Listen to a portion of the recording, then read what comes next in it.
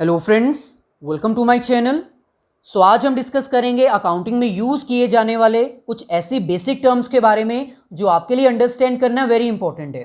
और ये अंडरस्टैंड करना इसलिए इंपॉर्टेंट है क्योंकि ये टर्म्स आप अपनी अकाउंटिंग लाइफ में डेली यूज़ करोगे। इसलिए इसके रिगार्डिंग आपको कोई भी कन्फ्यूजन नहीं होनी चाहिए। आज हम अपनी बेसिक टर्म के फर्स्ट पार्ट में 5 टर्म्स को यूज़ करेंगे और अंडरस्टैंड करेंगे। वीडियो को प्रोसीड करने से पहले आपसे रिक्वेस्ट है कि अगर आप फर्स्ट टाइम हमारे चैनल पर आए हो तो इसको सब्सक्राइब कर लो, साथ में जो बेल आइकन अपीयर होगी उसको भी क्लिक कर दीजिए ताकि फ्यूचर में जब भी हम कोई वीडियो अपलोड करें तो उसका लिंक, उसका नोटिस आपको मिल जाए। +1 अकाउंटिंग की प्रैक्टिकल वीडियोस ऑलरेडी अपलोड कर दी गई हैं। अगर वो वीडियोस आपने नहीं देखी तो उन सभी वीडियोस का लिंक डिस्क्रिप्शन में गिवन है, आप जाकर देख सकते हैं। आज इस फर्स्ट पार्ट में हम डिस्कस करेंगे इन 5 बेसिक टर्म्स के बारे में, जिसमें से फर्स्ट हमारे पास आती है एंटिटी, सेकंड ट्रांजैक्शन, थर्ड हमारे पास आता है assets with their types, fourth liabilities with their types और फिफ्थ हमारे पास आता है कैपिटल। चलिए स्टार्ट करते हैं।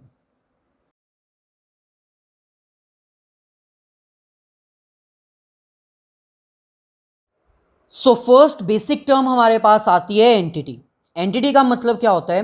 एंटिटी का मतलब है कोई इंस्टीट्यूट, कोई पर्सन, कोई ऑर्गेनाइजेशन जिसकी अपनी खुद की सेपरेट आइडेंटिटी है, जिसकी अपनी खुद की एक सेपरेट पहचान है। जैसे फॉर एग्जांपल आईटीसी, ये एक सेपरेट कंपनी है, ये अपने नाम से जानी जाती है। रिबोक, ये एक सेपरेट एंटिटी है, ये एक बिजनेस है, ये एक इंस्टीट्यूट है, ये एक ऑर्गेनाइजेशन है, इसकी अपनी पहचान है। जैसे हर एक इंडिविजुअल की अपनी पहचान होती है, उसका अपना नेम होता है, वैसे ही जिसकी भी एक सेपरेट पहचान होती है उसको हम एंटिटी बोल देते हैं। इसमें पर्सन्स भी आते हैं जैसे राम श्याम, इंस्टीट्यूट्स भी आते हैं जैसे कोई स्कूल कॉलेजेस हो गए, कोई ऑर्गेनाइजेशंस, वो भी इसमें इंक्लूड की जाती हैं। ओवरऑल अगर कहा जाए, एंटिटी मीन एक ऐसा पर्सन, एक ऐसी इंस्टीट्यूट, एक ऐसी ऑर्गेनाइजेशन, एक ऐसा बिजनेस जिसकी अपनी पहचान है, जिसका एक अपना नेम है। For example ITC, Reebok. इसको और अगर डिटेल में अंडरस्टैंड करना तो सिंपल है। सपोज एक पर्सन है जिसका नाम है राम, उसने एक बिजनेस ओपन किया जिसका नाम है XYZ लिमिटेड। ये 2 एग्जाम्पल्स हैं। ये भी एंटिटी है क्योंकि ये पर्सन है, इसकी अपनी पहचान है। ये भी एंटिटी है क्योंकि इसका भी नाम है, ये एक बिजनेस है, इसकी अपनी अलग पहचान है, अलग नेम है XYZ। वो इंस्टीट्यूट, वो ऑर्गेनाइजेशन, वो बिजनेस जिसकी एक अपनी पहचान होती है, सेपरेट आइडेंटिफिकेशन होती है, उसको हम एंटिटी बोलते हैं। सेकंड हमारे पास आता है ट्रांजैक्शन। ट्रांजैक्शन एक ऐसा इवेंट होता है, एक ऐसा एक्शन होता है जिसमें 2 या 2 से ज़्यादा पार्टीज इन्वॉल्व होती हैं और वो कोई वैल्यूज़ एक्सचेंज करती हैं। जैसे बिजनेस होता है, बिजनेस में सेलिंग एंड परचेजिंग की जाती है। जब आप मार्केट से कुछ परचेज करके लेके आते हो तो इसमें 2 पार्टीज इन्वॉल्व होती हैं, एक परचेजर, दूसरा सेलर। आप परचेज कर रहे हो, दूसरा पर्सन उसको सेल कर रहा है। इसमें 2 वैल्यूज़ की एक्सचेंज की जाती है। सिंपल, हम इसको यहां पर अंडरस्टैंड कर लेते हैं। ये आपका बिजनेस है, आपने किसी दूसरे बिजनेस से कुछ परचेज किया है। परचेज करने पर आपको पेमेंट करनी होगी और जिस बिजनेस से आपने परचेज की है वो आपको क्या देगा? जो चीज आपने परचेज की है, यानी वो आइटम। जब भी 2 पार्टीज या 2 से ज़्यादा पार्टीज के बीच में कुछ वैल्यू का एक्सचेंज होता है तो उसको हम ट्रांजैक्शन बोलते हैं। और बेसिकली ये वर्ड बिजनेस में यूज़ किया जाता है क्योंकि ये एक इकोनॉमिक ट्रांजैक्शन की बात कर रहे हैं, एक ऐसी ट्रांजैक्शन जिसमें 2 वैल्यूज़ का एक्सचेंज होता है और जिसको मॉनेटरी टर्म में मेजर भी किया जा सकता है। A transaction is an event or action taken place between 2 or more parties for exchange of some values.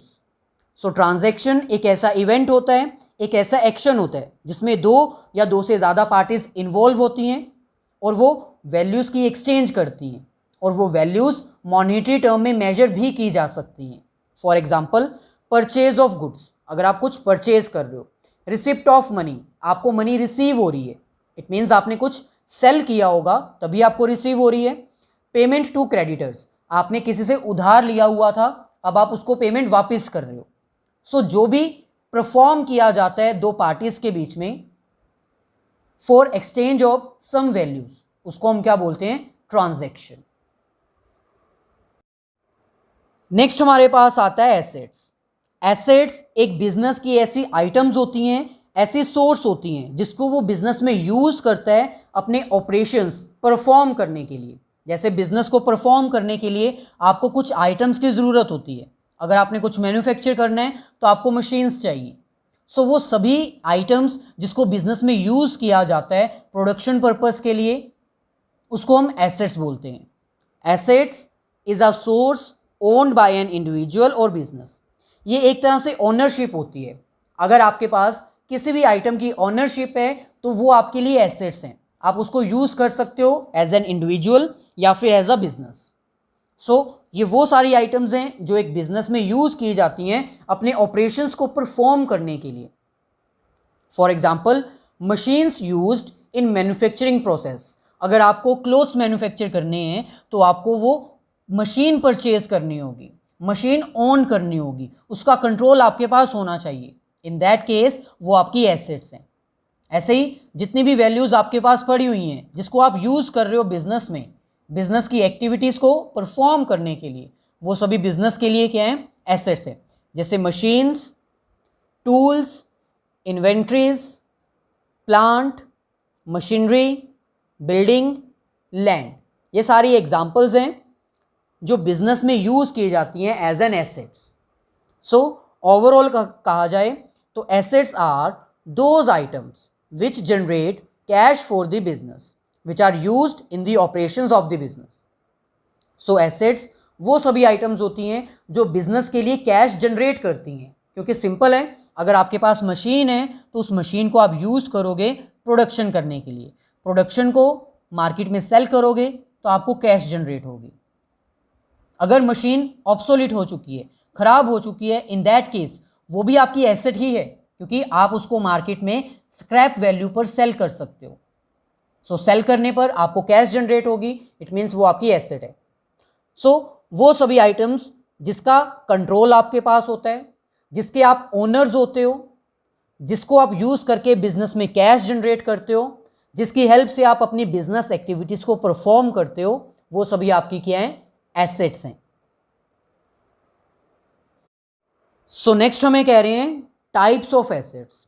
According to the usage of assets can be classified into two types. हम two different ways में इसको divide कर सकते हैं। First हमारे पास आती हैं fixed assets और सेकंड हमारे पास आती हैं करंट एसेट्स। सो फिक्स्ड एसेट्स को हम नॉन करंट एसेट्स भी बोल सकते हैं। नॉन करंट एसेट्स ऐसी एसेट्स होती हैं जो बिजनेस में लॉन्ग पीरियड के लिए यूज़ की जाती हैं, क्योंकि उनकी लाइफ ज़्यादा होती है, उनको हम रिप्लेस भी नहीं कर सकते क्योंकि उनकी कॉस्ट बहुत हाई होती है। कोई भी बिजनेस उसको with in a 1 year replace नहीं कर सकता। मान लीजिए आपने बिजनेस को रन करने के लिए एक मशीन परचेज की जिसकी कॉस्ट है 20 लाख। सो वो 20 लाख की मशीन को आप 3, 5, 10 ईयर्स के लिए यूज़ करोगे, उसके बाद जब वो ऑब्सोलीट हो जाएगी, जब उसकी टेक्नोलॉजी पुरानी हो जाएगी, तब आप उसको रिप्लेस करोगे। तो सिंपल है, ऐसी एसेट्स जो बिजनेस में लॉन्ग टर्म के लिए यूज़ की जाती हैं उसको हम क्या बोलते हैं? फिक्स्ड एसेट्स या फिर नॉन करंट एसेट्स। और वो लॉन्ग पीरियड के लिए इसलिए यूज़ की जाती हैं क्योंकि उनको रिप्लेस करना इतना ईजी नहीं होता, उनकी कॉस्ट इतनी ज़्यादा होती है कि उनको कॉन्टिन्यूसली रिप्लेस भी नहीं किया जा सकता। Those assets which are use in a business for long term, basically it includes assets which are not easily replaced and having high cost. So वो सभी आइटम्स जो लॉन्ग पीरियड के लिए यूज़ की जाती हैं, वो आइटम्स जो इजीली रिप्लेस नहीं हो सकती और जिनकी कॉस्ट काफ़ी हाई होती है, उसको हम फिक्स्ड एसेट्स में इंक्लूड करते हैं, जैसे machines, plant, furniture and fixtures. Next हमारे पास आते हैं करंट एसेट्स। फिक्स्ड एसेट्स के बिल्कुल ऑपोजिट, ये बिजनेस की ऐसी एसेट्स होती हैं जो कि शॉर्ट पीरियड के लिए यूज़ की जाती हैं और इनका पीरियड कितना होता है? less than 1 year. Those assets which are used for short term or held for short period. Basically these assets are used for less than 1 year. So वो सभी assets जो short period के लिए business में use की जाती हैं उनको हम current assets बोलते हैं. इसमें हम क्या include करते हैं? debtors, bill receivable, stock, cash, etc. Next हमारे पास आता है लाइबिलिटीज. एसेट्स के बिल्कुल ऑपोजिट. एसेट्स ऐसी आइटम्स होती हैं जिसके ऊपर एक बिजनेस का कंट्रोल होता है, ऑनरशिप होती है, जिसको वो यूज करते हैं अपनी बिजनेस एक्टिविटीज को परफॉर्म करने के लिए. लेकिन लाइबिलिटीज एसेट्स के बिल्कुल ऑपोजिट. ये ऑब्लिगेशंस होती हैं जिसके लिए बिजनेस को पेमेंट करनी पड़ती है. क्योंकि सिंपल है, अगर बिजनेस आप रन कर रहे हो तो उसमें या तो आप अपनी खुद की इन्वेस्टमेंट करोगे या फिर किसी थर्ड पार्टी से लोन लोगे. सो जो लोन आपने लिया हुआ है वही आपकी लायबिलिटीज़ हैं, वो आपकी रिस्पॉन्सिबिलिटीज़ हैं, क्योंकि वो अमाउंट आपको रिटर्न करनी पड़ेगी. So liabilities are the obligations which an individual or business need to pay in future. Liabilities कुछ ऐसी ऑब्लिगेशंस होती हैं, कुछ ऐसी रिस्पॉन्सिबिलिटीज़ होती हैं जिसकी आपको पेमेंट फ्यूचर में करनी ही पड़ती है. It is an amount which is to be paid by the business. ये वो सारी अमाउंट होती हैं जो आपने किसी से बोरो की होती हैं और फ्यूचर टाइम में आपको इसको रिफंड रीपे भी करना होता है. Like payment for the amount borrowed. जो आपने अमाउंट किसी थर्ड पार्टी से बोरो की है, एज अ लोन ली है, वो आपको रीपे करनी होगी. इट मीन्स वो आपकी क्या है? लाइबिलिटी है. वो आपकी ऑनरशिप नहीं है, आप उसको कंट्रोल नहीं कर सकते. वो आपकी खुद की इन्वेस्टमेंट नहीं है, वो आपकी एसेट नहीं है, वो आपकी लायबिलिटी है, रिस्पॉन्सिबिलिटी है, आपकी ड्यूटी है, आपकी ऑब्लिगेशन है कि उसको रिटर्न तो करना ही होगा. Second, payment to the supplier of goods और मटेरियल. अगर आपने अपने सप्लायर को पेमेंट नहीं की, जिससे आप गुड्स परचेज करते हो, जिससे आप रॉ मटेरियल परचेज करते हो, तो इन दैट केस वो भी आपकी लायबिलिटी है, क्योंकि फ्यूचर में आपको पेमेंट तो करनी ही पड़ेगी. सो ओवरऑल अगर कहा जाए, लायबिलिटीज़ वो सारी आइटम्स होती हैं जिसके प्रति आपको पेमेंट करनी होती है, जिसके प्रति आपकी लायबिलिटी होती है, जिसकी वजह से आपकी कैश आउटफ्लो होती है बिजनेस से. सो अगर एसेट्स और लायबिलिटीज़ को डिफ्रेंशिएट करना हो तो सिंपल है. एसेट्स वो सारी आइटम्स होती हैं जिसकी वजह से बिजनेस में कैश जनरेट होता है, कैश इनफ्लो होती है. और दूसरी तरफ लायबिलिटीज़ वो सारी आइटम्स होती हैं जिसकी वजह से कैश आउटफ्लो होता है, पेमेंट करनी होती है. अब जैसे एसेट्स को हमने डिवाइड किया था, वैसे ही लायबिलिटीज़ को भी हम 2 टाइप्स में डिवाइड कर सकते हैं. According to the usage of finance, liabilities can be divided in 2 types. So जैसी हमारी फाइनेंशियल नीड्स हैं उसके अकॉर्डिंग हम अपने फाइनेंस को, अपनी लायबिलिटीज़ को 2 पार्ट्स में डिवाइड कर सकते हैं. फर्स्ट हमारे पास आता है लॉन्ग टर्म लायबिलिटीज़, जिसको हम नॉन करंट लायबिलिटीज़ भी बोलते हैं, और दूसरी तरफ शॉर्ट टर्म लायबिलिटीज़, जिसको हम करंट लायबिलिटीज़ बोलते हैं. सो नेम से ही क्लियर है, लॉन्ग टर्म लायबिलिटीज़ ऐसी लायबिलिटीज़ होती हैं जिसको एक बिजनेस लॉन्ग पीरियड के लिए अरेंज करता है और उसकी पेमेंट भी 1 ईयर के बाद ही करता है. सो लॉन्ग पीरियड के लिए जो अमाउंट यूज़ की जाती है बिजनेस में, उसको हम लॉन्ग टर्म लायबिलिटीज़ बोलते हैं. So long term liabilities are those obligations which a business needs to pay after a period of 1 year.